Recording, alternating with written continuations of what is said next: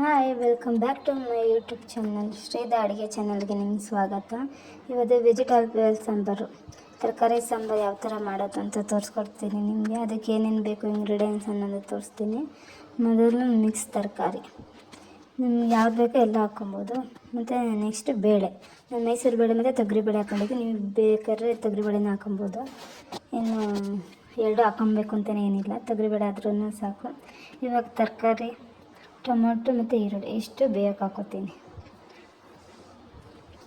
ತೊಗರಿಬೇಳೆ ಹಾಕಿದ್ದೀನಿ ಒಂದು ಕುಕ್ಕರ್ಗೆ. ತರಕಾರಿ, ಟೊಮೊಟೊ, ಈರುಳ್ಳಿ ಇಷ್ಟು ಬೇಯಿಸ್ಕೊಬೇಕು ಇವಾಗ ನೀರು ಹಾಕಿ. ನಾನಿಲ್ಲಿ ಒಂದು 3 ವಿಜಿಲ್ ಕೂಗಿಸ್ಕೊತಿದ್ದೀನಿ. ನೀವು ಬೇಕಂದರೆ 2 ವಿಜಿಲ್ ಆದರೂ ಸಾಕು, ಜಾಸ್ತಿ ಏನು ಬೇಡ. 3 ವಿಜಿಲ್ ಅಂದರೆ ಜಾಸ್ತಿನೇ ಆಗುತ್ತೆ. ನಾನು 3 ಕೂಗಿಸ್ಕೊಂಡಿದ್ದೀನಿ. ನನಗೆ ಜಾಸ್ತಿ ಬೆಂದಿರಬೇಕು ಅಂತ 2 ಕೂಗಾದರೂ ಸಾಕು.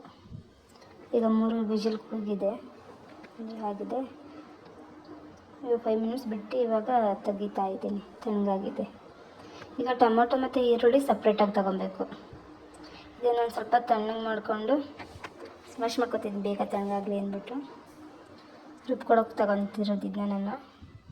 ಇದ್ರ ಜೊತೆಗೆ ಕಾಯಿ ಕಡಲೆ ಪುಡಿ ಅದು ಹಾಕ್ಕೊಂಡು ರುಬ್ಕೊಂಬರಬೇಕು. ಇವಾಗ ನಾನು ಹೋಗಿ ರುಬ್ಕೊಂಬರ್ತೀನಿ. ಇದಾಗಿದೆ. ಇದನ್ನು ಬೇಯಿಸ್ಕೊಂಡಿರ್ತೀವಲ್ಲ ತರಕಾರಿ ಬೇಳೆ, ಇದಕ್ಕೆ ಹಾಕ್ಬಿಟ್ಟು ಕ್ಲೀನಾಗಿ ಮಿಕ್ಸ್ ಮಾಡ್ಕೊಬೇಕು. ಎಷ್ಟು ಬೇಕೋ ಅಷ್ಟು ನೀರು ಹಾಕ್ಕೊಬೇಕು. ಗಟ್ಟಿ ಬೇಕಂದ್ರೆ ಗಟ್ಟಿ, ನಿಮ್ಗೆ ಇನ್ನೊಂದು ಸ್ವಲ್ಪ ತೆಳ ಬೇಕಂದ್ರೆ ತೆಳಕ್ಕೆ ಮಾಡ್ಕೊಬೇಕು. ಹೆಂಗಂದ್ರೆ ಕಡಲೆ ಬೇರೆ ಹಾಕಿರ್ತೀವಲ್ಲ ಅದು ಗಟ್ಟಿ ಬರುತ್ತೆ. ಅದರಿಂದ ನೋಡ್ಕೊಂಡು ಹಾಕ್ಕೊಳ್ಳಿ. ನೋಡಿ ಇಷ್ಟಕ್ಕೆ ಸಾಕು ತೆಳ. ಇವಾಗ ಕುದಿ ಬರ್ತಿದೆ. ಇವಾಗ ಈ ಟೈಮಲ್ಲಿ ಉಪ್ಪು ಹಾಕ್ಕೊತಿದ್ದೀನಿ, 1 ಸ್ಪೂನ್ ಉಪ್ಪು ಹಾಕ್ಕೊತಿದ್ದೀನಿ ನಾನು. ಸಾಕು, ನೋಡ್ಕೊಂಡು ಹಾಕ್ಕೊಳ್ಳಿ. ಒಮ್ಮೆ ನೀವು ಜಾಸ್ತಿ ಆದರೆ ಒಂದು ಸ್ವಲ್ಪ ಪ್ರಾಬ್ಲಮ್ ಆಗುತ್ತೆ. ಕಡಿಮೆ ನನಗೆ ಹಾಕ್ಕೊಂಡು ಬೇಕಾದ್ರೆ ಆಮೇಲೆ ಹಾಕ್ಕೊಬೋದು. ಈಗ ಕುದೀತಾ ಇದೆ ನೋಡಿ. ಕರಿಬೇವು ಸೊಪ್ಪು ನಾನು ಒಗ್ಗರಣೆ ಹಾಕೋತಿಲ್ಲ, ಬರೀ ಕರಿಬೇವು ಸೊಪ್ಪು ಮಾತ್ರ ಹಾಕೋತಿದ್ದೀನಿ. ಸೀದಾ ಹಾಕ್ಕೊಂಡ್ರೆ ಚೆನ್ನಾಗಿರುತ್ತೆ. ನೀವು ಬೇಕಂದ್ರೆ ಒಗ್ಗರಣೆ ಹಾಕ್ಕೊಬೋದು. ಸಾಸಿವೆ, ಕರಿಬೇವು ಸೊಪ್ಪು ಎಲ್ಲ ಹಾಕ್ಕೊಂಡು ಒಗ್ಗರಣೆ ಹಾಕ್ಕೊಬೋದು ನೀವು. ನಾನು ಬರೀ ಇಲ್ಲಿ ಕರಿಬೇವು ಸೊಪ್ಪು ಅಷ್ಟೇ ಹಾಕ್ಕೊಂಡಿರೋದು. ಇದು ಮುದ್ದೆಗೆ, ಅನ್ನಕ್ಕೆ ಎಲ್ಲದಕ್ಕೂ ಚೆನ್ನಾಗಿರುತ್ತೆ. ಒಂದು ಸತಿ ಟ್ರೈ ಮಾಡಿ ನೀವು. ಒಂದ್ಸತಿ ಬರೀ ಚೆನ್ನಾಗಿ ಕುದೀತಿದೆ.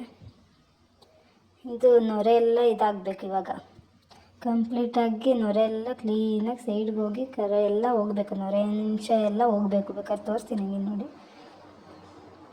ಕುದೀತಾ ಇದೆ. ಒಂದು 10 ಮಿನಿಟ್ಸ್ ಆದರೂ ಇದನ್ನು ಚೆನ್ನಾಗಿ ಕುದಿಸ್ಕೊಬೇಕು.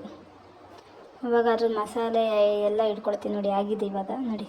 ನೊರೆ ಎಲ್ಲ ನೀವೇ ನೋಡ್ತಾ ಇರ್ಬೋದು. ಎಲ್ಲ ಕ್ಲೀನಾಗಿ ಅಬ್ಸರ್ವ್ ಮಾಡ್ಬೋದು ನೀವು. ಎಲ್ಲ ಇದು ಕ್ಲೀನಾಗಿ ಆಗಿದೆ. ಈಗ ಸಾಂಬಾರು ಆಗಿದೆ, ನೋಡ್ತಾ ಇರ್ಬೋದು ನೀವು. ಇಷ್ಟು ಗಟ್ಟಿ ಇದ್ದರೆ ಸಾಕು, ಜಾಸ್ತಿ ತೆಳನೂ ಬೇಡ, ಜಾಸ್ತಿ ಗಟ್ಟಿನೂ ಬೇಡ. ಆಮೇಲೆ ಬೇಯಿಸ್ತಾ ಒಂದು ಸ್ವಲ್ಪ ಗಟ್ಟಿ ಆಗ್ತಾ ಬರುತ್ತೆ, ಸಾಕು ನೋಡಿ. ಇವಾಗ ಆಗಿದೆ. ನಾನಿವಾಗ ಇದನ್ನು ಒಂದು ಬೌಲ್ಗೆ ಸರ್ವ್ ಮಾಡ್ಕೊತೀನಿ. ಆಗಿದೆ ನೋಡಿ. ಒಂದು ಬೌಲ್ ತಗೊಂಡು ಸರ್ವ್ ಮಾಡಿ ತೋರಿಸ್ತೀನಿ ನೋಡಿ. ಏನು ಸಖತ್ತಾಗಿದೆ. ಇದು ಮುದ್ದೆಗೆ, ಅನ್ನಕ್ಕೆ ಎಲ್ಲದಕ್ಕೂ ಚೆನ್ನಾಗಿರುತ್ತೆ. ಒಂದು ಸತಿ ಟ್ರೈ ಮಾಡಿಬಿಟ್ಟು ಯಾವ ಥರ ಆಯಿತು ಅಂತ ಕಮೆಂಟ್ ಮಾಡಿ. ಹೀಗೆ ಸಪೋರ್ಟ್ ಮಾಡಿ. ಇಷ್ಟ ಆದರೆ ಶೇರ್ ಮಾಡಿ, ಕಮೆಂಟ್ ಮಾಡಿ, ಫಾಲೋ ಮಾಡಿ. Thank you so much.